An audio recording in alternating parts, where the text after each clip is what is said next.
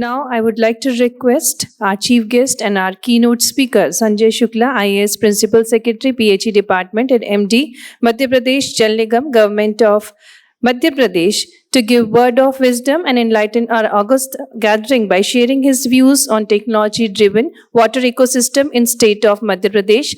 Let us have a huge round of applause to welcome Sanjay Shukla, sir. So, I have no presentation to make, but I will try to summarize what we are discussing or what we want to discuss and learn ahead. तो sustainable water management conclave में Schneider के Amritanshu ji, madam Mohanty, she is not seen, should be somewhere here. पानी से जुड़े हुए अलग अलग role में और अलग अलग बैकग्राउंड से यहाँ बैठे एक्सपर्ट्स, प्रैक्टिशनर और जो भी और देवी और सज्जनों, तो सबसे पहले इसको एक ब्रॉडर पिक्चर देखते हैं। We have one planet to live, यहाँ पे सब लोग एग्री करेंगे, और उसमें फ्रेश वाटर लिमिटेड है, ये भी सबको पता है। अपने देश की बात करें तो हम करीब 140 करोड़ पॉपुलेशन हो गए हैं, और उसकी तुलना में हमारे पास जो फ्रेश वाटर का स्टॉक है वो काफ़ी कम है, जिस अनुपात में हम लोग हैं ग्लोब में। और लास्टली, हम फ्यूचर में भी वाटर सिक्योर रहना चाहेंगे तो हमें क्या क्या प्रैक्टिसेस करनी चाहिए। We are dependent on monsoon, which is further dependent on movement of मतलब oceanic winds and many other movement of planet. तो इसके लिए हम लोग सब आपस में कनेक्टेड हैं। COP ग्लासगो में हुआ था लास्ट, जो यूनाइटेड नेशंस का कॉन्फ्रेंस है on climate change and sustainability. तो उसमें हमारे देश से भी लोग गए थे, पूरी डेलीगेशन गया था, और बहुत सारी विषय पे बातचीत हुई। पानी भी उसमें से एक था। जिसको भी इंटरेस्ट हो उसको पढ़िएगा, उसमें बहुत इंटरेस्टिंग इंफॉर्मेशन, पॉलिसी स्टेटमेंट उसमें दिया गया है। तो अगर आप ध्यान से देखेंगे तो अपने देश में हम जो कुछ भी करने की कोशिश कर रहे हैं, ऑन द सप्लाई साइड और अवेलेबिलिटी साइड, जो भी हमें बारिश से पानी मिलता है उसको हमको रोकना है।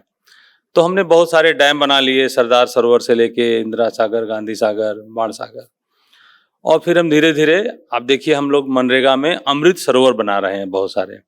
मध्य प्रदेश में भी 5,000 या 7,000 या 10,000 अमृत सरोवर बन रहे हैं। अभी नंबर्स को छोड़ दें, हम कॉन्सेप्ट पे जाएं। ऐसे ही उत्तर प्रदेश बना रहा है, ऐसे राजस्थान बना रहा है, ताकि हम पानी की हर बूंद को रोक सकें। दूसरी तरफ फॉरेस्ट कम कटे, इसके लिए सारे जो विकल्प हैं उस पर काम हो रहे हैं। सरकार गैस को प्रमोट कर रही है। गैस जितना बढ़ेगा, हम जलाने के लिए लकड़ी उतनी कम काटेंगे। फर्नीचर के लिए जितना रिसाइकिल मटेरियल, आजकल बहुत सारे कंपोजिट बोर्ड बनने लगे हैं, तरह तरह के कंपोजिट बोर्ड, जिसमें थोड़ा लकड़ी का डस्ट, थोड़ा प्लास्टिक का वेस्ट, थोड़ा और वेस्ट, थोड़ा सब मिला जुला करके, दे आर फैंटास्टिक मटेरियल, बहुत अच्छी स्ट्रेंथ होती है, सस्ता होता है, वगैरह वगैरह। तो हम लोग कितने प्रकार से मदद कर सकते हैं, आप सोच भी नहीं सकते। कि अगर हमने किसी रूप में फॉरेस्ट पे निर्भरता कम की तो हमने पानी को बचा लिया। हमने, जरूरी नहीं कि हम तालाब बना के ही केवल पानी को बचाएंगे। तो छोटे छोटे स्ट्रक्चर, कुआं या जो वाटर हार्वेस्टिंग स्ट्रक्चर गांव में बना रहे हैं आजकल, वो तालाब और रिचार्ज के बहुत सारे जो मेथड्स आ गए हैं, मैं एक एक उसकी लिस्टिंग नहीं कर रहा हूं, पर उनको हम अगर सोचेंगे तो पूरा स्पेक्ट्रम हमें दिखेगा कि जितना जरूरी एक सरदार सरोवर है या गांधी सागर है, उतना ही जरूरी गांव का एक तालाब भी है, कुआं भी है, और पहाड़ी की ढलान पे जो पेड़ लगे हैं उनको बचे रहने दिया जाए, वो भी उतना ही जरूरी है।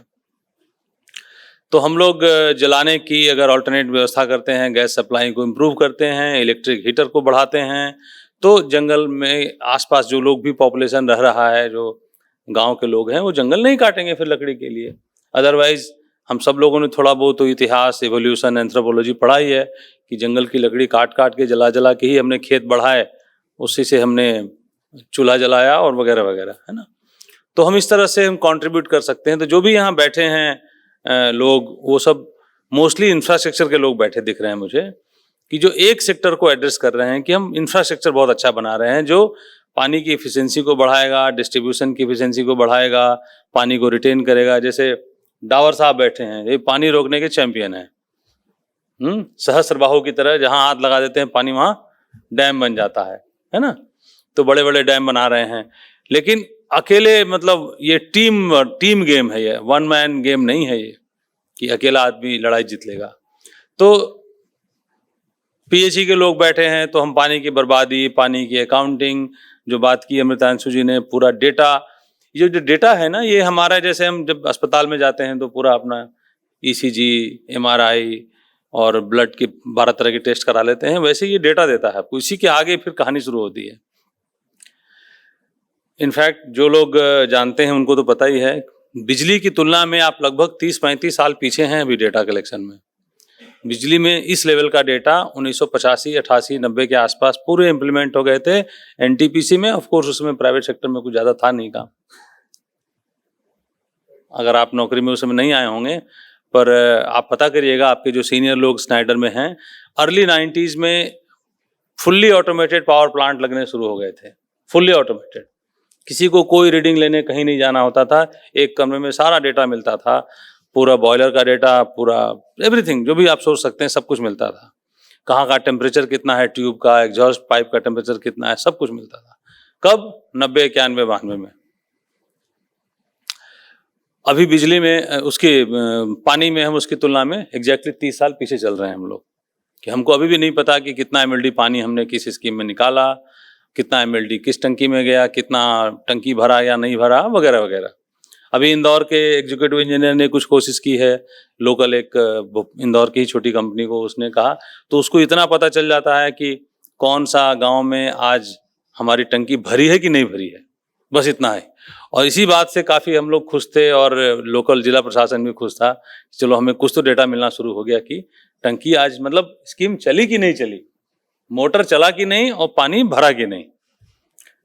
तो सोच सकते हैं कि हम वहाँ से आगे बढ़ते हैं तो हम क्योंकि पीछे ये सब भी नहीं था, पानी के बारे में ये था कि भाई पानी तो सस्ती चीज़ है, हर गांव में, हर दरवाजे पे। जैसे अभी भी Bihar, West Bengal, Assam, parts of UP, Ganga और ये सब नदियों के आसपास जो गंडक, कोसी जो भी हैं, 10 फीट 15 फीट में पानी मिलता है। गांव-गांव में लड़के हैं जो बोरिंग कर देते हैं, मैनुअल बोर होता है वहाँ पे, मशीन नहीं यूज होती है। जिन लोगों ने नहीं देखा होगा वो शायद समझ नहीं पाएंगे, क्योंकि मैं जब एसडीएम नीमच बन के आया था 95 में, तो पहली बार मुझे पता चला कि बोरिंग मशीन से होती है, क्योंकि हमने मशीन नहीं देखी थी कोई,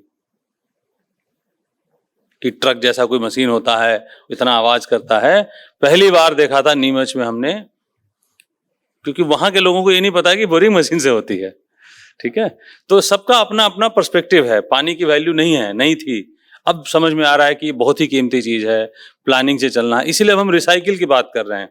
जो प्रधानमंत्री जी ने अभी बहुत सारा जो वो दिया है, विजन एक दिया है, उसमें हर क्षेत्र में रीयूज, रिसाइकिल, रिड्यूस, ऐसे उन्होंने 5-6 वो दिए हैं, स्टेटमेंट दिए हैं कि हर डिपार्टमेंट, हर मिनिस्ट्री, हर ऑर्गेनाइजेशन ये देखिए कि क्या क्या वो रिड्यूस कर सकता है।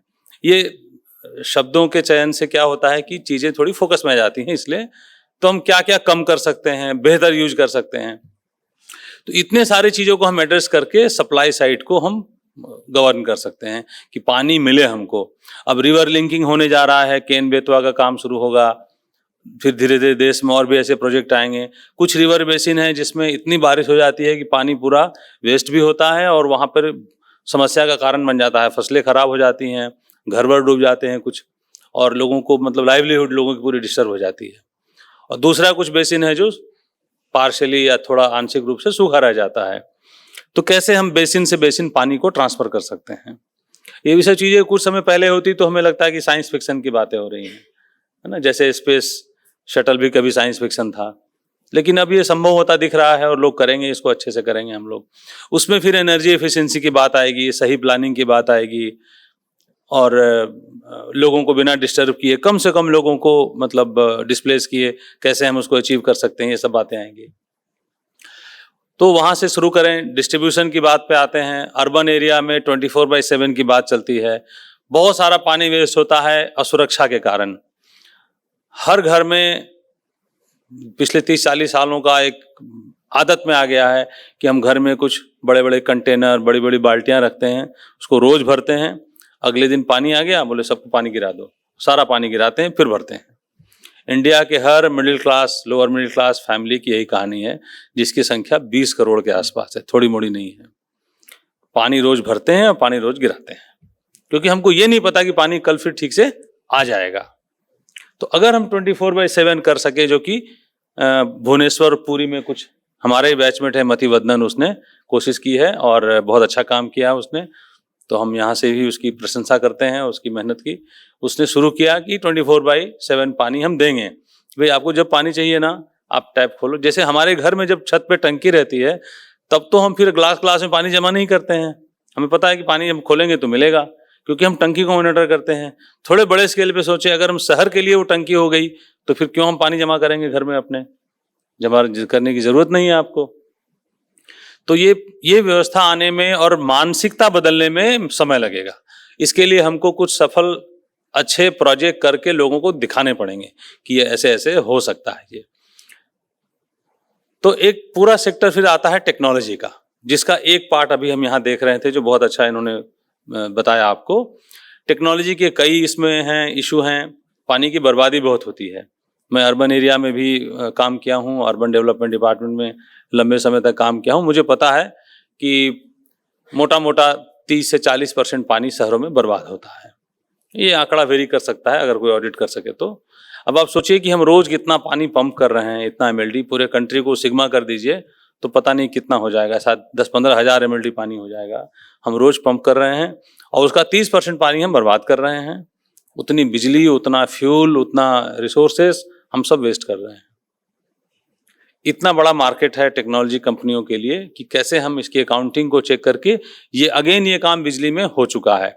बिजली में एक एक फीडर की मॉनिटरिंग होती है, एक एक यूनिट की मॉनिटरिंग होती है। पावर प्लांट से कितना बिजली निकला, वो पावर ग्रिड का ग्रिड समझिए काल्पनिक रूप से कि देश के ऊपर एक बहुत बड़ा जाल बिछा हुआ है। सारी बिजली उसमें इंजेक्ट हो जाती है पहले जा करके। सब जगह जहां जहां पे स्टेट के ट्रांसमिशन कंपनी पावर ग्रिड के कनेक्शन हैं, वहां 2-2, 4-4 मीटर के सेट लगे रहते हैं, इसलिए ताकि कभी एक मीटर कोई खराब भी हो जाए तो रीडिंग में गड़बड़ ना हो। मैं अमृतांशु जी बिजली में करीब 8-8.5 साल काम किया हूँ, हाँ, तो इसलिए उसके बारे में विस्तार से जानता हूँ। डिस्कॉम का पहला कंट्रोल रूम 2008 में मैंने बनाया था, जब मैं भोपाल में CMD था। ठाकरे जी पीछे बैठे हिला रहे हैं सर, तब ठाकरे जी भी नौजवान हुआ करते थे, मैं भी नौजवान हुआ करता था, क्यों ठाकरे जी? तो हम लोगों ने पहला डिस्कॉम का कंट्रोल रूम बनाया था और एक एक फीडर चालू हैं, बंद हैं, कितने घंटे बिजली चली, उसकी मॉनिटरिंग होती थी। इसके पहले पावर सेक्टर में केवल पावर प्लांट की मॉनिटरिंग होती थी और पावर ग्रिड के सब स्टेशन की मॉनिटरिंग होती थी। उसके नीचे कोई सिस्टम नहीं था। प्राइवेट सेक्टर में टॉरेंट अहमदाबाद करती थी और बंबई में जो उस समय BSES का जो पावर सप्लाई था वो करता था। दिल्ली में CSE करता था, लगभग सरकारी सेक्टर में नहीं के बराबर था। 2008 में इसकी शुरुआत भोपाल से ही हुई थी, हम लोगों ने की, और धीरे धीरे आज पूरे देश में अब नए जो MD होंगे, नए ऑफिसर्स होंगे, उनको ये सब बातें नहीं पता होंगी कि एक एक फीडर, मतलब 1 मिनट भी कहीं बिजली गई तो हमें पता होना चाहिए, ताकि हम 24/7 बिजली की तरफ बढ़ें। मध्य प्रदेश ने 2013 में अक्टूबर में शुरू किया था, आज लगभग 10 साल होने जा रहे हैं, 9.5 साल हो गए। 24/7 यहाँ बिजली गाँव में, शहर में सबको बराबर बिजली मिलती है। इन द सेंस कि अगर आधे घंटे भी बिजली जाती है तो उसकी मॉनिटरिंग होती है। तो पानी में हमको ये टेक्नोलॉजी पूरी लानी है, उसमें उसका मैनेजमेंट, उसका मेजरमेंट, उसकी एफिशिएंसी, उसका वेस्टेज। हमारे कुछ प्रोजेक्ट में पानी में ये काम अभी हुआ है, MBS 2-3 MBS में हुआ है, उसको बाकी जगह रेप्लिकेट करना है। I think Kirgi is the only project, Rao साहब, हाँ, perhaps Kirgi is the only project जहाँ पे ठीक से हो रहा है, और 3-4 प्रोजेक्ट में ट्रायल बेसिस पे चल रहा है। जैसे रीवा वालों ने कहा सब हमारा ट्रायल चल रहा है, किसी और ने कहा हमारा भी चल रहा है। We are yet to be sure about it कि हमारा ठीक से तो मेजरमेंट होना जरूरी है, मॉनिटर होना जरूरी है, और सबको उसको मतलब उस डेटा को हम यूज करने के लायक रख सकें, ये जरूरी है। मैं संक्षेप में बात ये है। फिर हम इसका जो अब लास्ट एस्पेक्ट जो है, बहुत बड़ा एस्पेक्ट है, वो है IC activity, information, involvement, ownership, सारे इशू अभी भी बहुत जगह लोग कनेक्टेड नहीं है इसको। ये समझ रहे हैं कि तो ठेकेदार लोग आए हैं, काम करके चले जाएंगे। इसी तरह से देख रहे हैं जैसे सड़क वड़क बनती है तो गांव वालों के लिए या किसी भी कस्बे के लिए बाहर की कंपनी है, इन्होंने ठेका लिया है क्योंकि इसमें इनको कुछ प्रॉफिट होगा, सरकार को क्योंकि काम करना है, सरकार काम करा रही है, देखते हैं क्या कर रहे हैं। ये अप्रोच है लोगों का। अभी इसको हमको ब्रिज करना है, स्कूल के बच्चों से लेकर महिलाओं से लेकर, महिलाएं सबसे बड़ी स्टेक होल्डर हैं इसमें। सबसे बड़ा जो लाइफ में चेंज आता है गाँव में पानी आते हैं वो महिलाओं के उसमें आता है। उनको इधर उधर भटकना, बच्चों को भेजना, पानी की मॉनिटरिंग करना, रोज हिसाब किताब रखना, सारा उसमें चिंता उनकी दूर हो जाती है। तो कैसे हम उनको जोड़ें कि वो इससे जुड़ें? जुड़ने का मतलब ये होता है कि अपना समझें, ओनरशिप महसूस करें, उसका नॉलेज हो पूरा प्रोजेक्ट का, पानी कहाँ से आ रहा है, कितना पैसा खर्च होता है, हाँ दें उसका 50-60-100 रुपये जो बिल है वो भी दें। हमारे 1-2 प्रोजेक्ट हैं छिंदवाड़ा में, वहाँ लगभग 90% से ऊपर, कहते तो हम लोग 100% है, पानी का बिल आता है। This is a miracle. शहरों में नहीं आता। आप बताइए मुझे किस शहर में आता है? मुझे इंडिया के कम से कम 50 शहरों का मुझे पता पानी का कलेक्शन कैसा होता है, कितना होता है, नहीं आता। 30, 40, 50, 55, 60, गुजरात के भी, महाराष्ट्र के भी अच्छे से अच्छे शहरों में, तमिलनाडु, कर्नाटक 60% पहुंचते पहुंचते बस इतना ही पानी कलेक्शन आता है। हमारे स्कीम में 90% आ रहा है गाँव में, वो भी क्योंकि लोगों को ये लगा कि भाई पानी सही में मिल रहा है, तो मिल रहा है तो 60 रुपये देने की बनती है। ज्यादा थोड़ी मांग रहे हैं आपसे, रोज का 2 रुपया, 2 रुपये में एक कप चाय भी नहीं मिलती तो आजकल। तो अगर ये इस तरह से हम लोगों को जोड़ सकें, उनको ओनरशिप महसूस करा सकें, और पूरे सेक्शन को, बच्चे, महिलाएं, गांव के जो सरपंच, पंच, जो प्रतिनिधि हैं, वो जो ओपिनियन मेकर हैं, चाहे वो पत्रकार हों, सामाजिक कार्यकर्ता हों, एनजीओ बहुत बड़ी संख्या में आजकल गांव में काम कर रहे हैं। कोई रूरल लाइवलीहुड पे काम कर रहा है, कोई कृषि पे काम कर रहा है। इनफैक्ट ये बड़ा मजेदार आंकड़ा होगा ये पता करने के लिए कि किसी भी जिले में CSR और एनजीओ मिलाकर के कितने लोग काम कर रहे हैं। हो सकता है पता चले कि किसी किसी जिले में तो 2-4 हजार लोग काम कर रहे हैं, तो उसकी जानकारी होनी चाहिए पूरी। और ये सब लोग हमारे एक तरह से पार्टनर हैं, एजेंट हैं हमारे, जो हमारी बात तक को लोगों तक पहुंचाएंगे। तो ये काम जिला स्तर पे हो सकता है। चूंकि यहाँ बहुत तरह के लोग बैठे हुए हैं, तो जो लोग जिस रूप में जुड़े हैं इस प्रोग्राम से, जो इंजीनियर हैं, IT के एक्सपर्ट हैं, अपना अपना काम अगर हम ठीक से करें और अपने दायरे को कनेक्ट करें, दूसरों की हम रोल को भी समझें, तो हम लोग इस पूरे मैसेज को सही लोगों तक पहुंचा सकते हैं। क्योंकि इतना गवर्नमेंट ऑफ इंडिया जो जल जीवन मिशन में खर्च कर रही है, आप लोगों को अंदाजा है, ये अनप्रेसिडेंटेड है। अनप्रेसिडेंटेड मतलब 4-5 साल के अंदर, अभी तो 3 साल भी नहीं हुआ है, 5 लाख करोड़ से अधिक पानी पे खर्च हो रहा है। कितना एसेट बन रहा है आप कल्पना करिए इसकी, कितनी पाइपलाइन, कितना WTP, कितना सारा एसेट बन रहा है। इसी तरह का आनुपातिक रूप से काम वाटर सेक्टर के जो जल शक्ति का जो जल संसाधन है वहाँ भी हो रहा है। स्ट्रक्चर बन रहे हैं बहुत सारे, ताकि पानी को हम रोक सकें। क्योंकि बारिश का पानी एक बार जाके मिल जाता है जाके समुद्र में। तो मैं आपको एक लास्ट एग्जांपल देके बंद करूंगा अपनी बात। सिंगापुर के पास 2026 के बाद शायद पानी का कुछ इशू है।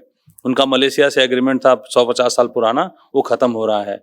ऐसा मैं कहीं आर्टिकल पढ़ रहा था कि मलेशिया ने कहा है कि वो रिन्यू नहीं करेगा क्योंकि उनको भी पानी की दिक्कत है। सिंगापुर को पिछले कुछ सालों से दिन रात मेहनत कर रहे हैं, डिसैलिनेशन, रिसाइकिल, फलाना, प्यूरिफिकेशन, सब कुछ करके पूरे पानी को वो इस तरह से यूज कर सकेंगे ताकि वो एज ए कंट्री सर्वाइव कर सके। छोटी कंट्री है लेकिन वहाँ भी लोग रहते हैं, स्ट्रांग इकोनॉमी है वहाँ की।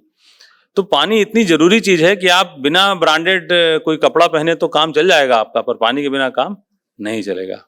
परफ्यूम के बिना भी चल जाएगा, है ना, इसके बिना नहीं चलेगा काम।